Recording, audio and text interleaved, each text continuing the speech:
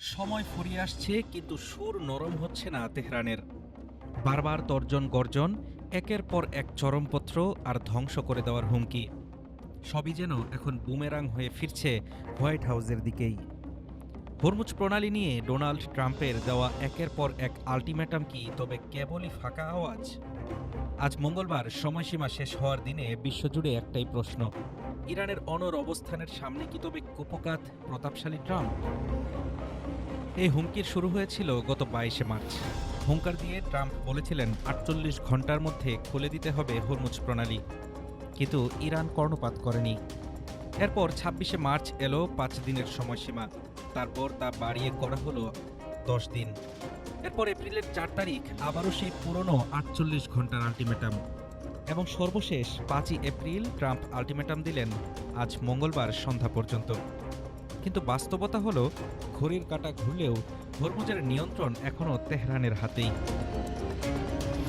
আন্তর্জাতিক ও সামরিক বিশ্লেষকরা বলছেন, একজন বিশ্ব নেতার যখন দিনের পর দিন কথার ঠিক থাকে না, তখন বুঝতে হবে তিনি আসলে চাপে আছেন।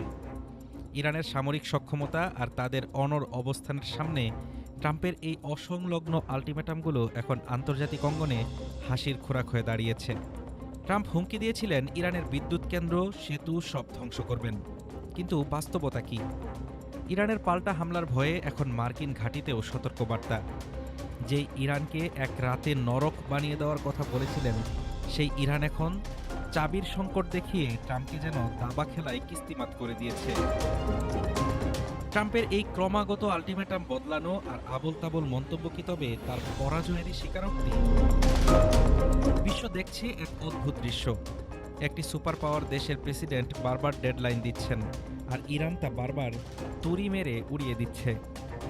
সামরিক বিশ্লেষকরা বলছেন, ট্রাম্প হয়তো বুঝতে পারছেন সামরিক পদক্ষেপ নিলে মধ্যপ্রাচ্যে যে আগুন জ্বলবে তার দায়ভার নেওয়ার ক্ষমতা এখন আমেরিকার হাতে নেই। তাই মুখে বড় বড় কথা বললেও ভেতরে ভেতরে আসলে অনেকটাই কুপকাত হয়েছেন ট্রাম্প। আজ মঙ্গলবার পার হয়েছে, সময়সীমাও প্রায় শেষ। হুমকি আর আল্টিমেটামের ট্রাম্পীয় নাটক কি এবার শেষ হবে, নাকি আবারও নতুন কোনো পাগলাটে হুঁশিয়ারি নিয়ে হাজির হবেন তিনি? ইরান হাসছে, আর ট্রাম্পের আল্টিমেটামগুলো কেবল কাগজের পাতাতেই বন্দী থাকছে।